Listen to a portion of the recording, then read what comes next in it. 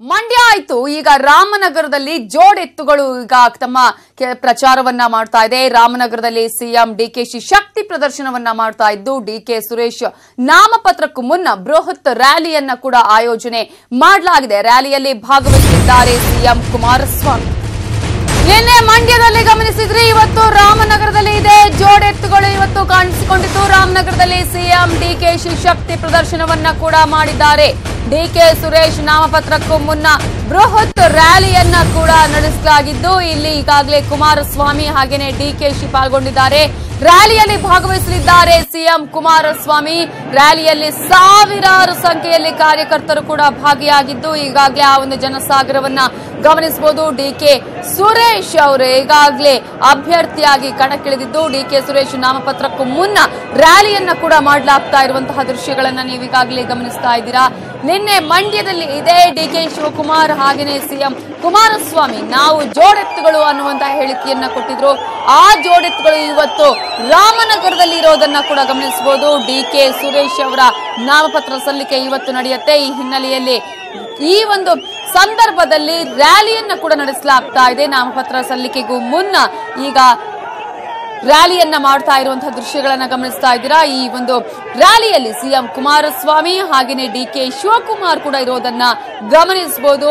ಬೃಹತ್ ಸಂಖ್ಯೆಯಲ್ಲಿ ಜನಸಾಗರವೇ ಕೂಡ ಅಲ್ಲಿ ಹರಿದು ಬಂದಿದೆ. ನಾಮಪತ್ರ ಸಲ್ಲಿಕೆಗೂ ಮುನ್ನ ಈಗ ಡಿಕೆ ಸುರೇಶ್ ಅವರು ರ್ಯಾಲಿಯನ್ನ ಮಾಡ್ತಾ ಇದ್ದಾರೆ. ತೆರೆದ ವಾಹನದಲ್ಲಿ ರ್ಯಾಲಿಯ ಸಂದರ್ಭದಲ್ಲಿ ಈಗ ಅಲ್ಲಿ ಒಂದು ಜನಸಾಗರ ಸೇರಿರೋದನ್ನ ಗಮನಿಸಬಹುದು. ಆ ಒಂದು ರ್ಯಾಲಿಯ ದೃಶ್ಯಗಳನ್ನ ನೀವು ಗಮನಿಸ್ತಾ ಇದ್ದೀರಾ.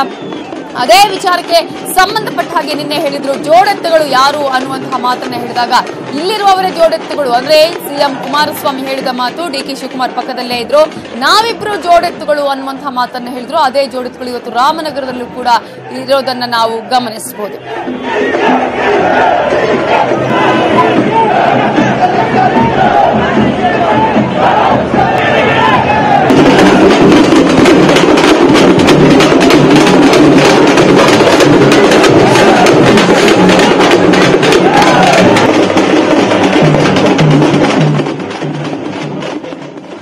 ಡಿಕೆ ಸುರೇಶ್ ನಾಮಪತ್ರಕ್ಕೂ ಮುನ್ನ ರ್ಯಾಲಿಯನ್ನ ಕೂಡ ಈಗಾಗಲೇ ಮಾಡಲಾಗ್ತಾ ಇದೆ. ಆ ರ್ಯಾಲಿಯಲ್ಲಿ ಯಾರ್ಯಾರಿದ್ದಾರೆ ಅಂತ ನೀವು ಗಮನಿಸಬಹುದು. ಈಗಾಗಲೇ ನಿನ್ನೆ ಮಂಡ್ಯದಲ್ಲಿ ಹೇಗೆ ಸಿಎಂ ಕುಮಾರಸ್ವಾಮಿ ಅವರ ಪುತ್ರ ನಿಖಿಲ್ ಕುಮಾರಸ್ವಾಮಿ ಕಣಕ್ಕಿಳಿಯುವಂತಹ ಸಂದರ್ಭದಲ್ಲಿ ನಾಮಪತ್ರ ಸಲ್ಲಿಸುವ ಸಂದರ್ಭದಲ್ಲಿ ಡಿಕೆಶಿ ಅವರ ಬೆನ್ನೆಲುಬಾಗಿ ಅವರ ಪಕ್ಕದಲ್ಲೇ ಇದ್ರು, ಅದೇ ರೀತಿಯಾಗಿ ಇವತ್ತು ಡಿಕೆ ಸುರೇಶ್ ನಾಮಪತ್ರ ಸಲ್ಲಿಸೋದಕ್ಕಿಂತ ಮುಂಚೆ ಈಗ ರ್ಯಾಲಿಯನ್ನ ಮಾಡಲಾಗ್ತಾ ಇದೆ. ಆ ರ್ಯಾಲಿಗೆ ಇವತ್ತು ಸಿಎಂ ಕುಮಾರಸ್ವಾಮಿ ಕೂಡ ತೆರಳಿದ್ದಾರೆ. ನಿನ್ನೆ ಹೇಳಿರುವಂತಹ ಮಾತನ್ನ ಈ ಸಂದರ್ಭದಲ್ಲಿ ಒಂದು ಸಲ ನೋಡಬಹುದು. ಯಾಕಂದ್ರೆ ನಿನ್ನೆ ಹೇಳಿದ ಮಾತು ಜೋಡೆತ್ತುಗಳು ಯಾರು ಅನ್ನುವಂತಹ ಮಾತಿಗೆ ಜೋಡೆತ್ತುಗಳು ನಾವಿಬ್ಬರು ಅನ್ನುವಂತಹ ಹೇಳಿಕೆಯನ್ನ ಇದೇ ಸಿಎಂ ಕುಮಾರಸ್ವಾಮಿ ಅವರು ಹೇಳಿದ್ರು. ಆ ಒಂದು ಜೋಡೆತ್ತುಗಳು ಇವತ್ತು ರಾಮನಗರದಲ್ಲಿ ಕೂಡ ಇರೋದನ್ನ ಗಮನಿಸಬಹುದು. ಜನಸಾಗರವೇ ಸೇರಿದೆ ರ್ಯಾಲಿಯಲ್ಲಿ.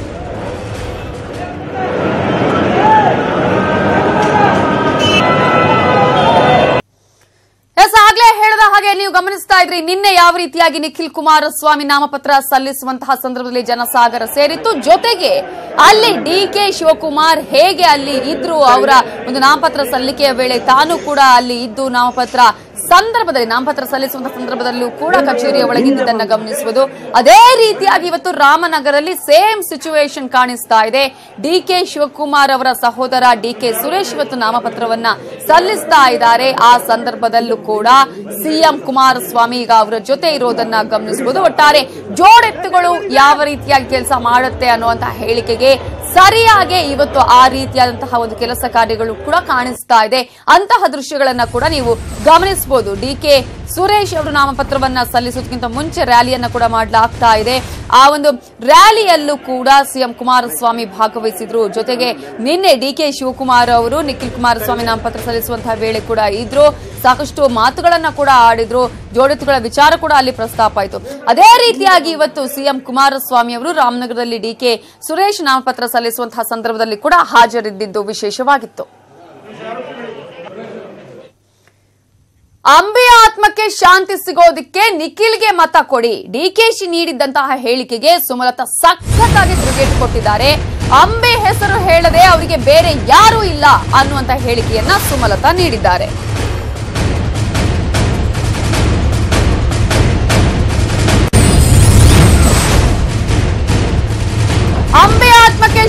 ಸಿಗೋದಕ್ಕೆ ನಿಖಿಲ್ಗೆ ಮತ ಕೊಡಿ ಅನ್ನುವಂತಹ ಒಂದು ಮಾತನ್ನ ನಿನ್ನೆ ಡಿಕೆ ಶಿವಕುಮಾರ್ ಹೇಳಿದ್ರು. ಆ ಒಂದು ಹೇಳಿಕೆಗೆ ಇವತ್ತು ಸುಮಲತಾ ಸಖತ್ತಾಗಿ ತಿರುಗೇಟನ್ನ ಕೂಡ ಕೊಟ್ಟಿದ್ದಾರೆ. ಅಂಬಿ ಅವರ ಹೆಸರನ್ನೇ ಹೇಳದೆ ಅವರಿಗೆ ಬೇರೆ ಯಾರೂ ಇಲ್ಲ ಅನ್ನುವಂತಹ ಮಾತನ್ನ ಈ ಸಂದರ್ಭದಲ್ಲಿ ಹೇಳಿದ್ದಾರೆ. ಒಂದು ಮಾತು ಹೇಳಿದ್ದೇನೆ, ನಿಮ್ಮ ಹೆಣ ಹೊರವರು ನಾವೇ, ನಿಮ್ಮ ಪಲ್ಲಕ್ಕಿ ಹೊರವರು ನಾವೇ, ಬೇರೆ ಯಾರು ಬರ್ಲಿಕ್ಕೆ ಸಾಧ್ಯ ಇಲ್ಲ. ಈ ಚುನಾವಣೆ ಸರ್ಕಾರ ರಚನೆ ಆದಮೇಲೆ ಕುಮಾರಸ್ವಾಮಿ ಸರ್ಕಾರ ಈ ರಾಜ್ಯಕ್ಕೆ ಬೇಕು ಅಂತ ಹೇಳಲಿಲ್ವಾ? ಕುಮಾರಸ್ವಾಮಿ ಅವ್ರಿಗೆ ಆಶೀರ್ವಾದ ಮಾಡಲಿಲ್ವಾ? ಈ ಅಂಬರೀಷ್ ಅಣ್ಣನ ಹೆಣವನ್ನ ಈ ಮಂಡ್ಯಕ್ಕೆ ಕುಮಾರಸ್ವಾಮಿ ತರಲಿಲ್ವಾ? ಆವತ್ತು ರಾತ್ರಿ ಬೇಡ, ಮಂಡ್ಯಕ್ಕೆ ತೆಗೆದುಕೊಂಡು ಹೋಗಬಾರ್ದು ಅಂತೇಳಿ ಮಧ್ಯರಾತ್ರಿ ತೀರ್ಮಾನ ಆಯ್ತು. ಆದ್ರೆ ಕುಮಾರಸ್ವಾಮಿ ಅವರು ಆ ಮಂಡ್ಯಕ್ಕೆ ನನ್ನೊಬ್ಬ ಸ್ನೇಹಿತ ಆತ, ರಾಜಕಾರಣದಲ್ಲಿ ಏನೇ ಭಿನ್ನಾಭಿಪ್ರಾಯ ಇರಲಿ, ಅಂಬರೀಷ್ಗೆ ಒಳ್ಳೇದಾಗಬೇಕು ಅಂತೇಳಿ ನಾವು ಬಯಸಿದ್ದೇವೆ ಅಂತೇಳಿ. ಹಂಗೆ ಇವತ್ತು ರಾಜಕಾರಣದಲ್ಲಿ ಹೃದಯ ಶ್ರೀಮಂತಿಕೆ ಇರಬೇಕು. ಅಂಬರೀಷ್ ಅವರ ಆತ್ಮಶಾಂತಿಗೆ, ಅವರ ಆತ್ಮಕ್ಕೆ ಶಾಂತಿ ಸಿಗಬೇಕು ಅಂದ್ರೆ ನಿಖಿಲ್ ಗೌಡ್ರಿಗೆ ನೀವೆಲ್ಲ ಆಶೀರ್ವಾದ ಮಾಡಬೇಕು. ಅವರಿಗೆ ಅಂಬರೀಷ್ ಅವರ ಆತ್ಮ ಶಾಂತಿ ಬಗ್ಗೆ ಅಷ್ಟೊಂದು ಕಾಳಜಿ ಇದೆ. ನನಗೆ ತುಂಬ ಸಂತೋಷ ಆಗ್ತಿದೆ. ಅಷ್ಟೇ ಕಾಳಜಿ ಇದ್ದಿದ್ರೆ ಅವರು DK ಸುರೇಶ್ ಅವರ ಸೀಟ್ನ ಬಿಟ್ಕೊಡ್ಬೋದಾಗಿತ್ತು. ಇನ್ನಷ್ಟು ಅವರ ಒಂದು ಭಕ್ತಿ ಏನಿದೆ ಅಂಬರೀಷ್ ಅವ್ರ ಬಗ್ಗೆ ಅದನ್ನು ಪ್ರೂವ್ ಮಾಡ್ಕೋಬೋದಾಗಿತ್ತು. ಆ ಕೆಲಸವನ್ನು ಮಾಡಿ ಅದನ್ನು ಬಿಟ್ಟು ಇಲ್ಲಿ ಬಂದು ಇದನ್ನು ಹೇಳೋದು ಅದೆಷ್ಟು ಮಟ್ಟಿಗೆ ಸರಿ ಅಂತ ಜನನೇ ಅರ್ಥ ಮಾಡ್ಕೊಳ್ತಾರೆ.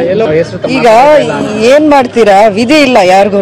ಮಂಡ್ಯಕ್ಕೆ ಬಂದರೆ ಅಂಬರೀಷ್ ಹೆಸರನ್ನ ಬಿಟ್ಟು ಯಾರು ಏನೋ ಇಲ್ಲಿ ಮಾಡೋಕ್ಕಾಗಲ್ಲ. ಸೊ ಹಾಗಾಗಿ ಅವರು ಅಂಬರೀಷ್ ಅವರ ಹೆಸರನ್ನೇ ಯೂಸ್ ಮಾಡ್ಕೋಬೇಕು, ಬೇರೆ ಯಾವ ಹೆಸರು ಇಲ್ಲಿ ಇಲ್ವಲ್ಲ. ಏನೇ ಮಾಡಿದ್ರು ಮಂಡ್ಯಕ್ಕೆ ಅದು ಅಂಬರೀಷ್ ಅವರೇ. ಇದು ಜನನೇ ಹೇಳ್ತಾರೆ, ನಾನು ಹೇಳೋದಲ್ಲ. ಅಂಬರೀಷ್ ಅವ್ರ ಮೇಲೆ ಇಟ್ಟಿರೋ ಪ್ರೀತಿ ಎಂಥದ್ದು ಅಂದರೆ ಅವ್ರು ಇವಾಗ ಇಲ್ಲ, ಆದ್ರೂ ಅವ್ರು ಇದ್ದಾಗೆ ಇದ್ದಾರೆ ಜನ, ಅವ್ರನ್ನ ಯಾರೂ ಮರ್ತಿಲ್ಲ ಇಲ್ಲಿ. ಸೊ ಹಾಗಾಗಿ ವಿಧಿ ಇಲ್ಲ ನೋಡಿ. ನಾನು ಅದಕ್ಕೆ ಹೇಳಿದೆ ನಿನ್ನೆ, ಒಂದು 2-3 ದಿನ ಅವ್ರ ಹೆಸರನ್ನು ನೀವು ಬಳಸ್ಕೊಳ್ದೆ ಒಂದು ಪ್ರಚಾರವನ್ನು ಮಾಡಿ ತೋರಿಸಿ ಅನ್ನೋದನ್ನ ನಾನು ಅವರ ಪಕ್ಷದ ನಾಯಕರನ್ನ. ನಿಮ್ಮ ಹೆಣ ಹೊರವರು ನಾವೇ, ನಿಮ್ಮ ಪಲ್ಲಕ್ಕಿ ಹೊರವರು ನಾವೇ, ಬೇರೆ ಯಾರು ಬರ್ಲಿಕ್ಕೆ ಸಾಧ್ಯ ಇಲ್ಲ. ಈ ಚುನಾವಣೆ ಸರ್ಕಾರ ರಚನೆ ಆದಮೇಲೆ ಕುಮಾರಸ್ವಾಮಿ ಸರ್ಕಾರ ಈ ರಾಜ್ಯಕ್ಕೆ ಬೇಕು ಅಂತ ಹೇಳಲಿಲ್ವಾ? ಕುಮಾರಸ್ವಾಮಿ ಅವ್ರಿಗೆ ಆಶೀರ್ವಾದ ಮಾಡಲಿಲ್ವಾ? ಈ ಅಂಬರೀಷ್ ಅಣ್ಣನ ಹೆಣವನ್ನ ಈ ಮಂಡ್ಯಕ್ಕೆ ಕುಮಾರಸ್ವಾಮಿ ತರಲಿಲ್ವಾ? ಆವತ್ತು ರಾತ್ರಿ ಬೇಡ, ಮಂಡ್ಯಕ್ಕೆ ತೆಗೆದುಕೊಂಡು ಹೋಗಬಾರ್ದು ಅಂತೇಳಿ ಮಧ್ಯರಾತ್ರಿ ತೀರ್ಮಾನ ಆಯ್ತು. ಆದ್ರೆ ಕುಮಾರಸ್ವಾಮಿ ಅವರು ಆ ಮಂಡ್ಯಕ್ಕೆ ನನ್ನೊಬ್ಬ ಸ್ನೇಹಿತ ಆತ, ರಾಜಕಾರಣದಲ್ಲಿ ಏನೇ ಭಿನ್ನಾಭಿಪ್ರಾಯ ಇರಲಿ, ಅಂಬರೀಷ್ಗೆ ಒಳ್ಳೇದಾಗಬೇಕು ಅಂತೇಳಿ ನಾವು ಬಯಸಿದ್ದೇವೆ ಅಂತೇಳಿ. ಹಂಗೆ ಇವತ್ತು ರಾಜಕಾರಣದಲ್ಲಿ ಹೃದಯ ಶ್ರೀಮಂತಿಕೆ ಇರಬೇಕು. ಅಂಬರೀಷ್ ಅವರ ಆತ್ಮಶಾಂತಿಗೆ, ಅವರ ಆತ್ಮಕ್ಕೆ ಶಾಂತಿ.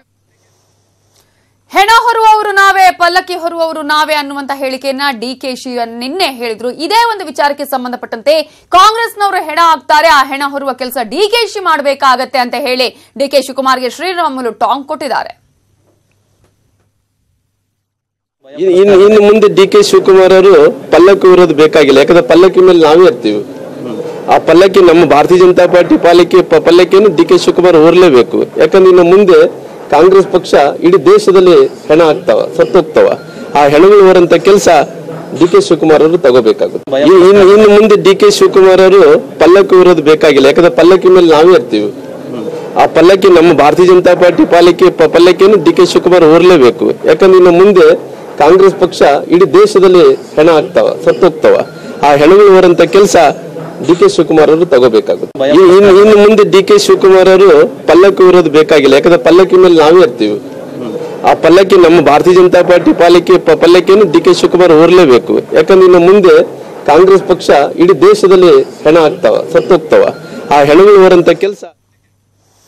ತುಮಕೂರಲ್ಲಿ ನಿನ್ನೆ ಜೆಡಿಎಸ್ ಶಕ್ತಿ ಪ್ರದರ್ಶನ ಆಯಿತು. ಇವತ್ತು ಬಿಜೆಪಿ ಶಕ್ತಿ ಪ್ರದರ್ಶನಕ್ಕೆ ಮುಂದಾಗಿದೆ. ಬಿಜೆಪಿ ಅಭ್ಯರ್ಥಿ ಜಿಎಸ್ ಬಸವರಾಜು ನಾಮಪತ್ರ ಸಲ್ಲಿಕೆಗೆ ಮುನ್ನ ದೇವರ ಮೊರೆ ಹೋಗಿ ರ್ಯಾಲಿಯನ್ನ ಆರಂಭಿಸಿದ್ದಾರೆ. ರ್ಯಾಲಿಯಲ್ಲಿ 15,000ಕ್ಕೂ ಹೆಚ್ಚು ಕಾರ್ಯಕರ್ತರು, ಬೆಂಬಲಿಗರು ಭಾಗಿಯಾಗಿದ್ದಾರೆ.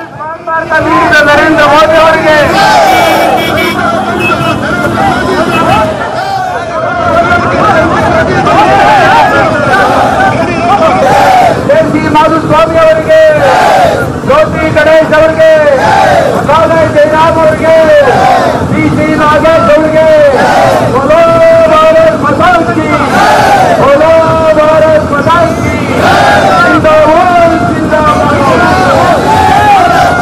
ಜಿಂದಾಬಾದ್ ಜಿಂದಾಬಾದ್ ಜಿಂದಾಬಾದ್. ಬೆಂಗಳೂರು ದಕ್ಷಿಣದ ಕ್ಷೇತ್ರದಿಂದ ಟಿಕೆಟ್ ಅನ್ನ ಪಡೆದಿದ್ದಾರೆ ಬಿಜೆಪಿಯಿಂದ ತೇಜಸ್ವಿ ಸೂರ್ಯ. ತೇಜಸ್ವಿನಿ ಅನಂತಕುಮಾರ್ ನಿವಾಸಕ್ಕೆ ಭೇಟಿಯನ್ನ ಕೊಟ್ಟಿದ್ರು, ಅವರ ಆಶೀರ್ವಾದವನ್ನು ಕೂಡ ಪಡ್ಕೊಂಡ್ರು. ಈ ವೇಳೆ ಮಾತನಾಡಿದ ತೇಜಸ್ವಿನಿ ಅನಂತಕುಮಾರ್, ಕಾರ್ಯಕರ್ತರಲ್ಲಿ ಅಸಮಾಧಾನ ಇದೆ, ಆದ್ರೆ ನಾವೆಲ್ಲ ದೇಶ ಪಕ್ಷಕ್ಕಾಗಿ ದುಡಿಬೇಕು, ಪ್ರಚಾರದಲ್ಲಿ ಭಾಗಿಯಾಗುವುದಾಗಿ ತಿಳಿಸಿದ್ರು. ಇನ್ನು ಇದೇ ವೇಳೆ ಮಾತನಾಡೋದಕ್ಕೆ ಮುಂದಾದ ತೇಜಸ್ವಿಯನ್ನ ತಡೆದ ತೇಜಸ್ವಿನಿ, ಇದು ವಾದ ಮಾಡುವ ಸ್ಥಳ ಅಲ್ಲ ಅಂತ ಹೇಳಿದ್ರು.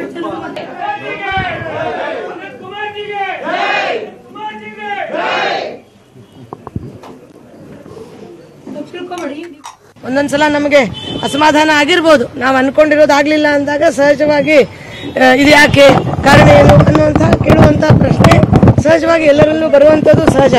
ಆದರೆ ಅವೆಲ್ಲಕ್ಕಿಂತ ದೊಡ್ಡದಿರುವುದು ಪಕ್ಷದ ಮುಖಂಡರ ತೀರ್ಮಾನ.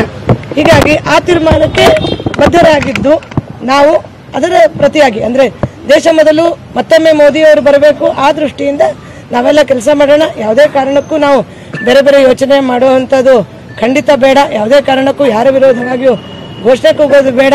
ಇದು ಹಾಗಾಗಿದೆ, ಹೀಗಾಗಿದೆ, ಅವ್ರ ಹೆಸರು, ಇವ್ರು ಮಾಡಿದ್ರು, ಅವ್ರು ಮಾಡಿದ್ರು ಅನ್ನೋದಕ್ಕಿಂತ ಬಹಳ ದೊಡ್ಡ ಲಕ್ಷ್ಯ ನಮ್ಮೆಲ್ಲರ ಮುಂದೆ ಇರುವಂಥದ್ದು, ಬಹಳ ದೊಡ್ಡ ಲಕ್ಷ್ಯ ಅದು. ಇವತ್ತು ನರೇಂದ್ರ ಮೋದಿ ಅವರನ್ನ ಪ್ರಧಾನಿಗಳಾಗಿ ಮಾಡಬೇಕು, ಅದಕ್ಕಿಂತ ದೊಡ್ಡ ಲಕ್ಷ್ಯ. ನಾವೆಲ್ಲರೂ ಇವತ್ತು ಸಾಮಾಜಿಕ ಕಾರ್ಯಕರ್ತರಾಗಿ ಬಂದಿರುವಂಥವರು ನಮ್ಮ ದೇಶವನ್ನ ಪರಮ ವೈಭವದತ್ತ ಒಯ್ಯಬೇಕು. ಸಾಮಾನ್ಯವಾಗಿ ಈ ತರದ ಪ್ರಶ್ನೆಗಳಿಗೆ ಸಾಮಾನ್ಯವಾಗಿ ಅನಂತಕುಮಾರ್ ಅವರು ಉತ್ತರ ಹೇಳ್ತಾ ಇದ್ರು. ನಿಮಗೆಲ್ಲರಿಗೂ ಗೊತ್ತಿದೆ, ನಿಮ್ಮ ಪ್ರಶ್ನೆ ಸರಿ ಇರಬಹುದು, ಅದರ ವಿಳಾಸ ತಪ್ಪಿದೆ ಅಂತ ಹೇಳಿ. ಬೆಂಗಳೂರು ದಕ್ಷಿಣದಲ್ಲಿ ಸಂತೋಷ್ ಮಾತಿಗೆ ಮನ್ನಣೆ ಸಿಕ್ಕಿದೆ. ಕೊಪ್ಪಳಕ್ಕೂ ಬಿಜೆಪಿಯಿಂದ ಇದೇ ಸ್ಟ್ರಾಟಜಿ ಕೂಡ ಆಗಿದ್ದು, ಕೊಪ್ಪಳದಲ್ಲೂ ಹಾಗಾದ್ರೆ ಬಿಎಸ್ವೈ ಮಾತಿಗೆ ಬೆಲೆ ಇಲ್ವಾ ಅನ್ನುವ ಪ್ರಶ್ನೆ ಕೂಡ ಎದ್ದಿದೆ. ಯಾಕಂದ್ರೆ ಬೆಂಗಳೂರು ದಕ್ಷಿಣದಲ್ಲಿ ಸಂತೋಷ್ ಮಾತಿಗೆ ಮನ್ನಣೆ ಸಿಕ್ಕಿರುವಂತಹ ಕಾರಣಕ್ಕಾಗಿಯೇ ತೇಜಸ್ವಿ ಸೂರ್ಯಗೆ ಟಿಕೆಟ್ ಬೆಂಗಳೂರು ದಕ್ಷಿಣದಿಂದ ಸಿಕ್ಕಿದೆ. ಅದೇ ರೀತಿಯಾಗಿ ಕೊಪ್ಪಳಕ್ಕೂ ಕೂಡ ಬಿಜೆಪಿ ಇದೇ ಸ್ಟ್ರಾಟಜಿಯನ್ನ ಅನುಸರಿಸಿದೆ. ಹಾಗಾದ್ರೆ ಕೊಪ್ಪಳದಲ್ಲೂ ಬಿಎಸ್ವೈ ಮಾತಿಗೆ ಬೆಲೆ ಸಿಕ್ಕಿಲ್ವಾ, ಮನ್ನಣೆ ಸಿಕ್ಕಿಲ್ವಾ? ಬಹಿರಂಗವಾಗಿ ಅಭ್ಯರ್ಥಿಯನ್ನ ಘೋಷಣೆ ಮಾಡಿದ್ರು ಬಿಜೆಪಿ ರಾಜ್ಯಾಧ್ಯಕ್ಷ ಬಿಎಸ್ ಯಡಿಯೂರಪ್ಪ ಅವರು. ಹಾಲಿ ಸಂಸದ ಕರಡಿ ಸಂಗಣ್ಣ ಪರ ಬಿಎಸ್ವೈ ಬ್ಯಾಟಿಂಗ್ ಬೀಸಿದ್ರು. ಆದ್ರೆ ಕರಡಿ ಸಂಗಣ್ಣ ವಿರುದ್ಧ ಕೂಡ ಬಿಎಲ್ ಸಂತೋಷ್ ಇದ್ದಾರೆ ಅನ್ನುವ ಮಾತುಗಳು ಈಗ ಕೇಳಿ ಬರ್ತಾ ಇದೆ. ಇನ್ನೂ ಕೂಡ ಘೋಷಣೆ ಆಗಿಲ್ಲ ಕೊಪ್ಪಳದ ಟಿಕೆಟ್. ಹಾಲಿ ಸಂಸದರಾಗಿದ್ರು ಕೂಡ ಕರಡಿ ಸಂಗಣ್ಣಗೆ ಇನ್ನೂ ಕೂಡ ಟಿಕೆಟ್ ಭಾಗ್ಯ ಸಿಕ್ಕಿಲ್ಲ. ಹೈಕಮಾಂಡ್ ವರ್ತನೆಗೆ ಒಂದ್ ಕಡೆ ಕಾರ್ಯಕರ್ತರು ಸಾಕಷ್ಟು ಬೇಸರವನ್ನ ವ್ಯಕ್ತಪಡಿಸಿದ್ದಾರೆ. ಮತ್ತೊಂದು ಕಡೆ ಕರಡಿ ಸಂಗಣ್ಣ ಬದಲು ಶ್ರೀರಾಮುಲುಗೆ ಟಿಕೆಟ್ ಅಂತ ಹೇಳಲಾಗ್ತಾ ಇದೆ. ಶ್ರೀರಾಮುಲು ಅವರನ್ನ ಕಣಕ್ಕಿಳಿಸುವ ಬಗ್ಗೆ ಚಿಂತನೆಯನ್ನ ಮಾಡಲಾಗ್ತಾ ಇದೆ.